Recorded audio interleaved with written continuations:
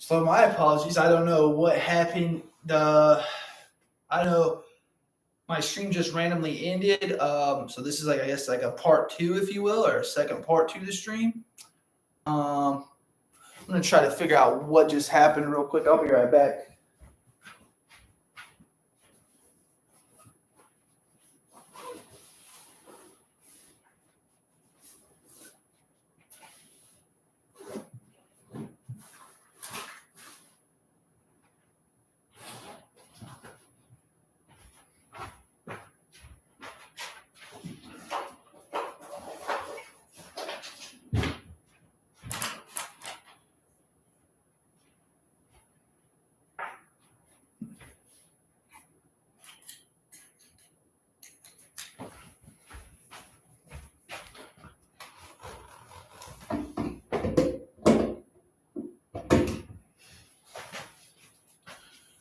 Just connecting some things real quick, y'all.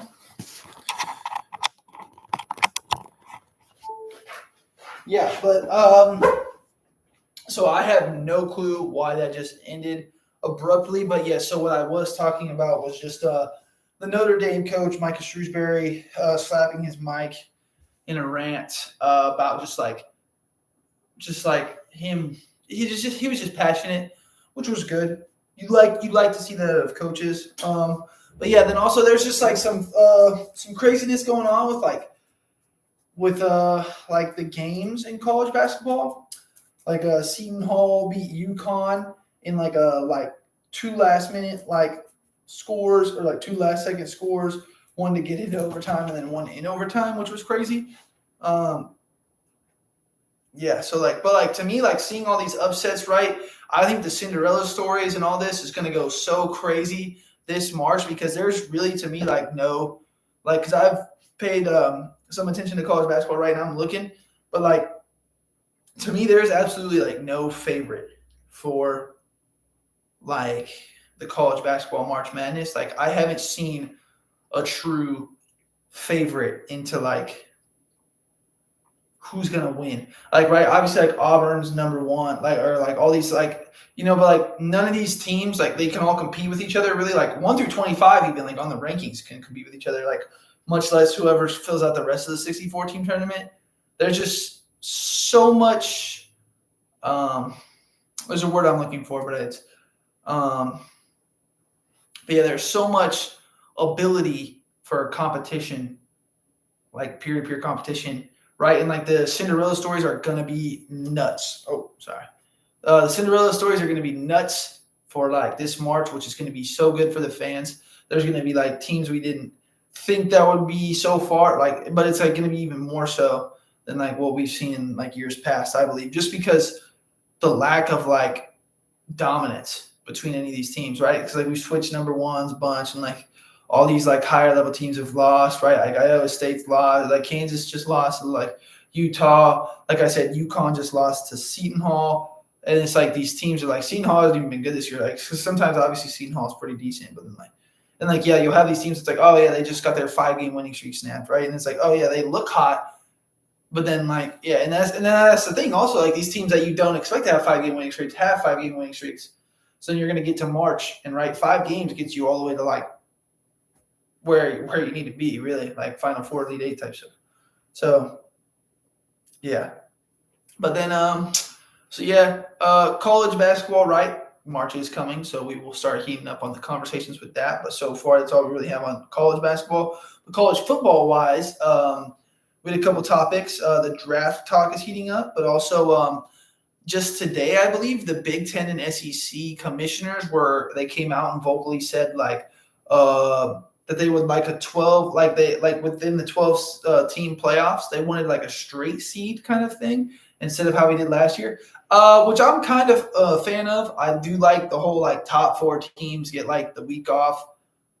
But I also think like if we went straight like 12 seed from like the rankings, like ASU would not have made it this year. And ASU was like so close to being like the team that played Ohio State to go to like to decide who goes to the national championship, right? And like, yeah, ASU probably would have lost, but like ASU was just as good as Texas, actually technically better, depending on how you look at it. And why would they be like, because then they would have been punished for being in a lower, like, right? And then so would Boise State have been punished, and Clemson or SMU, right? They would have all fallen out of like rankings, which is like, I guess it's like fair, but at the same time it's not, because then like the entire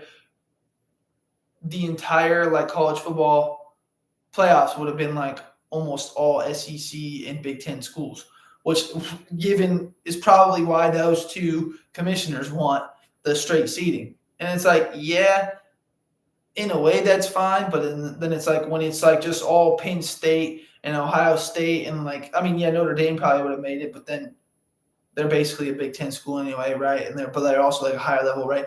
But it's like, yeah, when it's just Oregon and Ohio State and Penn State and Alabama and Georgia and Texas and all these other teams, right, like every year, it's like, oh, well, like, because those 6 are going to make it, or those 7, even if you include Notre Dame, are going to make it and make it again, probably pretty frequently, right? So then that only leaves, 5 spots up for grabs, which very rarely are any of the lower level conference teams going to make, right? And it's like if ASU dominated in their conference like that, or Boise State had the best like running back, right? Or even those 2 teams had the best like two best running backs, right?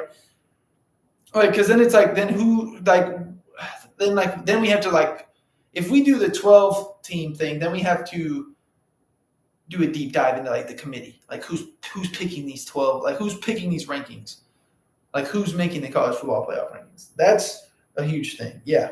But then good news on the other side of that, or on a different note of that, Cooper DeJean's little brother, I believe, or cousin, something of the sort, Jax DeJean, will be playing for Michigan. Cooper DeJean obviously was a rookie. He came out of Iowa and had plenty of success, almost won Defensive Rookie of the Year and won a Super Bowl all in his first year. So you can't really get much better than that.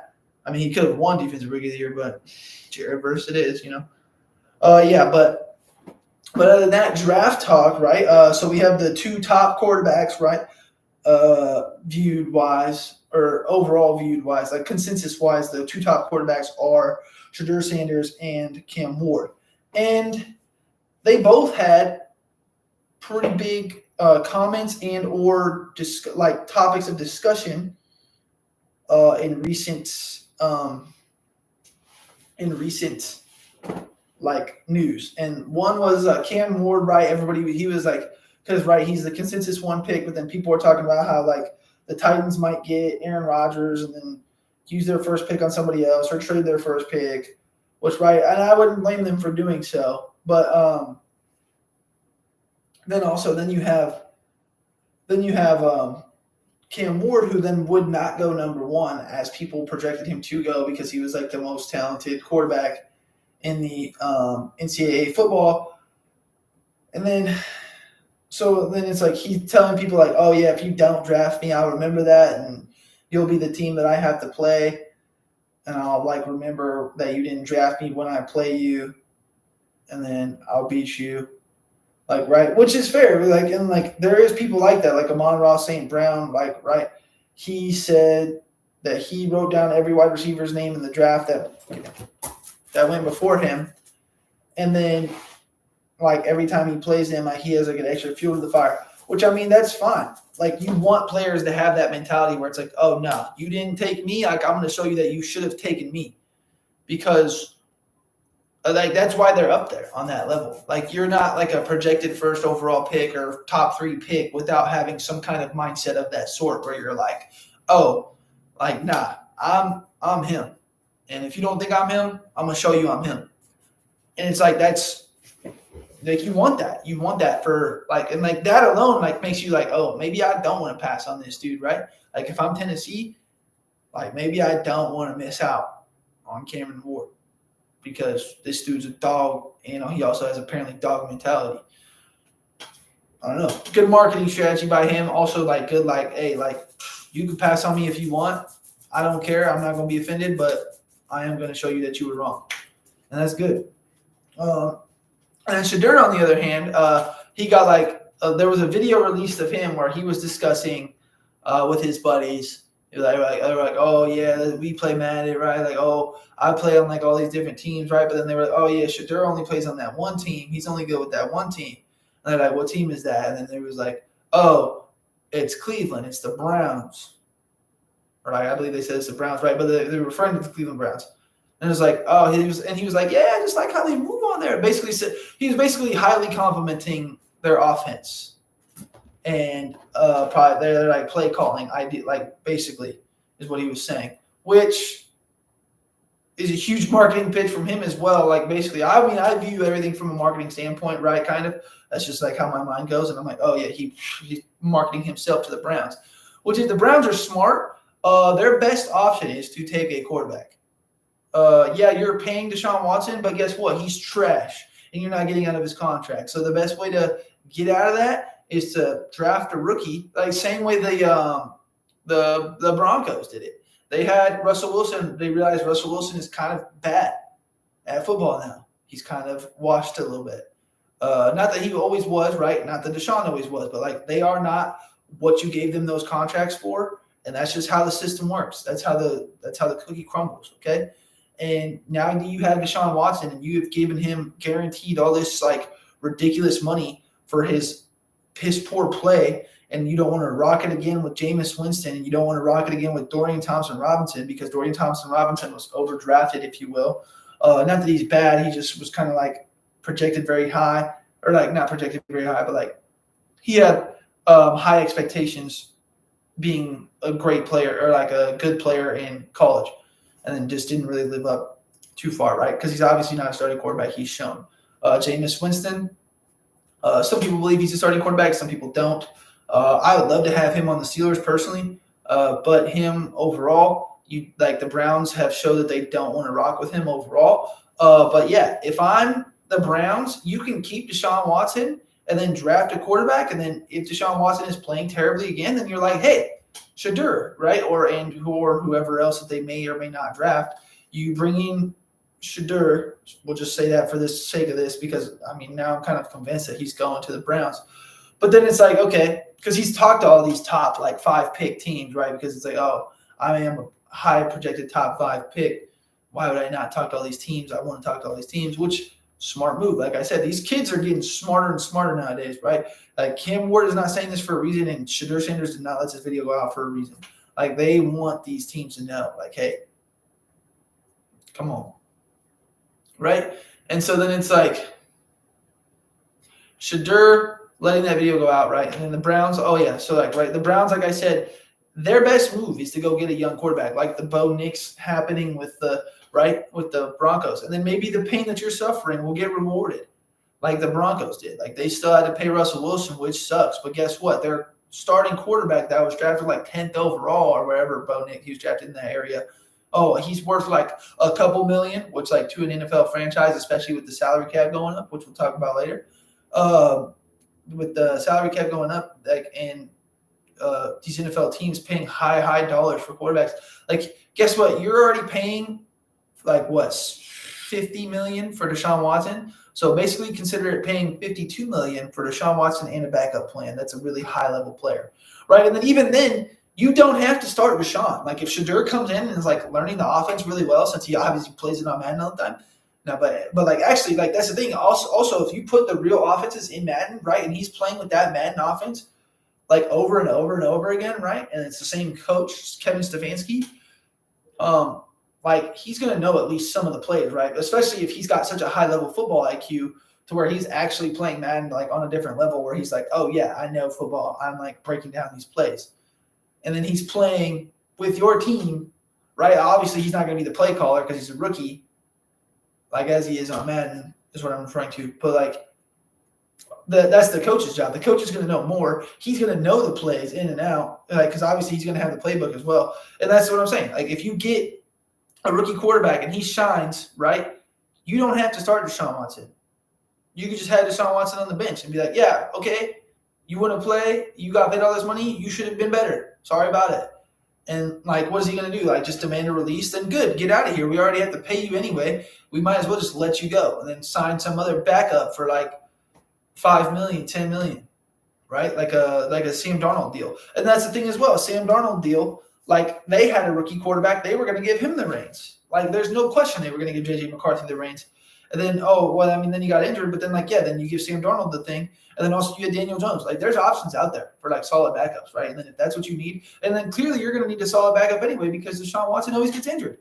You're not only are you paying this guy so much money for him to be a mediocre at best, if not terrible quarterback and terrible person, his health is terrible. He's always injured.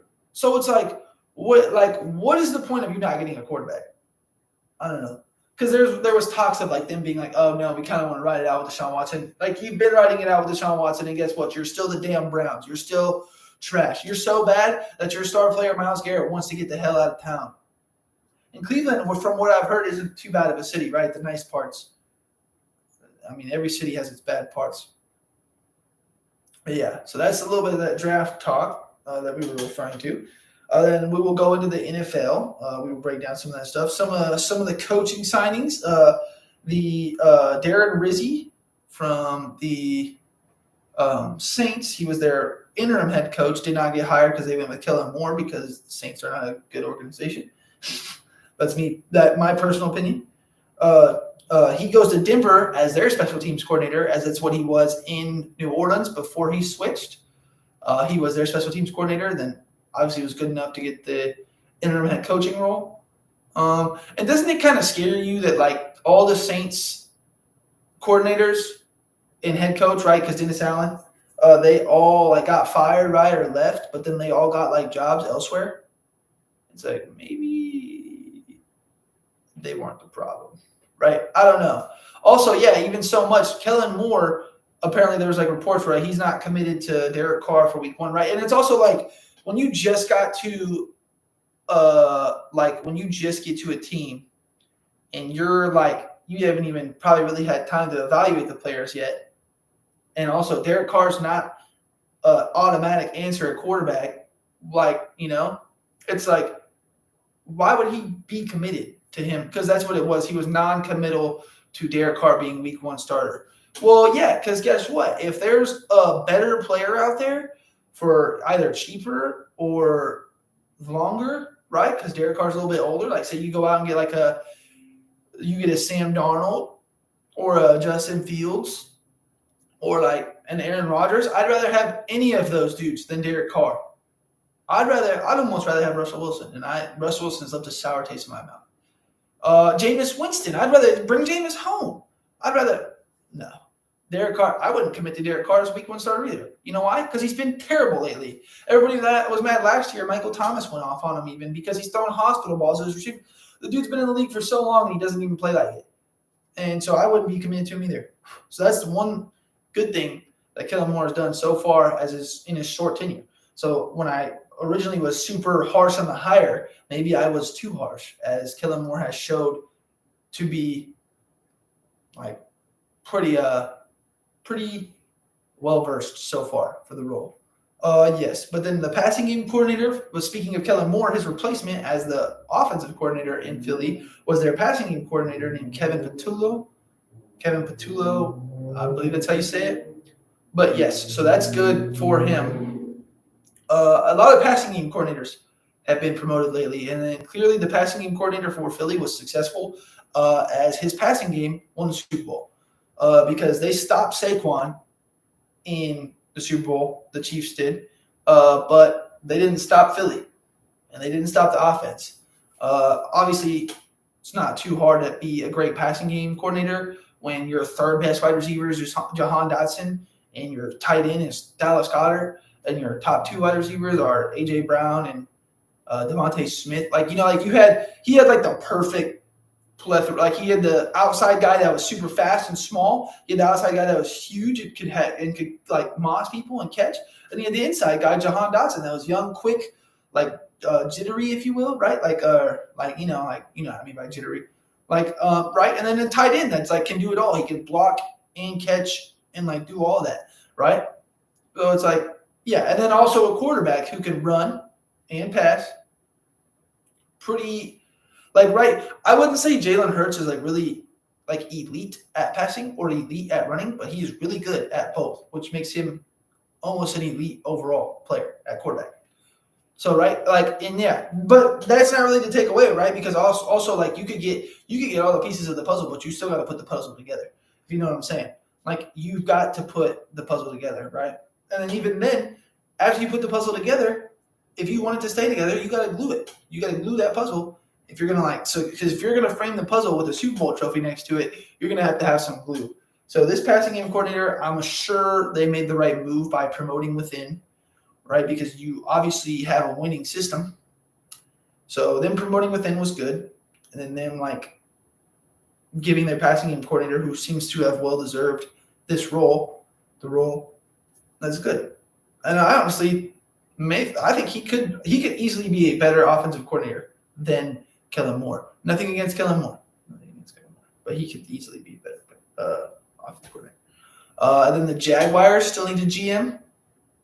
Apparently they were down to like 5 candidates. That's good for them. I don't really know the 5 candidates, but like obviously that's good that they're zeroing in. Who knows how many they started with, but 5 is a good number.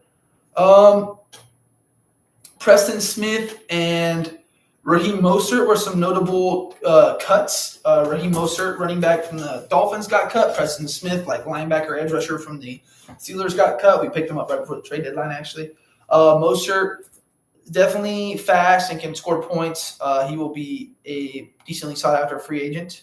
Preston Smith, I feel like, will as well. He's not a bad edge rusher. I just think the Steelers couldn't afford him. They're probably going to re-sign Watt. Or they're probably going to pay Watt. They have Nick Herbig. They have Highsmith. They don't really need another edge rusher. I don't know why they really got Preston Smith in the first place. Yeah. But then the salary cap is moving up to $277.5 million. There was also reports that it could have been like up to 281.5. Either way, $4 million, not too big of a difference.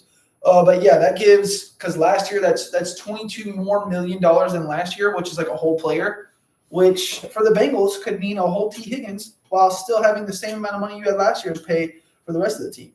Which that brings me to believe. So like, I was watching First Things First, a video of them today talking about the Bengals situation and like whether or not they trust the Bengals to get it right, which I don't, and then like what the Bengals should have done. And Nick Wright actually had a crazy, or like not crazy, but like a really well thought out, like well worded way to say like the best situation for us. Like, right, he was saying if Joe Burrow and Jamar Chase did not have their pre-existing relationship before going to Cincy, then they should trade. Like if that didn't exist, they would be in the position to have the betterment of the team to be trading Jamar, right? But since Jamar and Joe are kind of like a little package deal, right? And then obviously Jamar just showed out.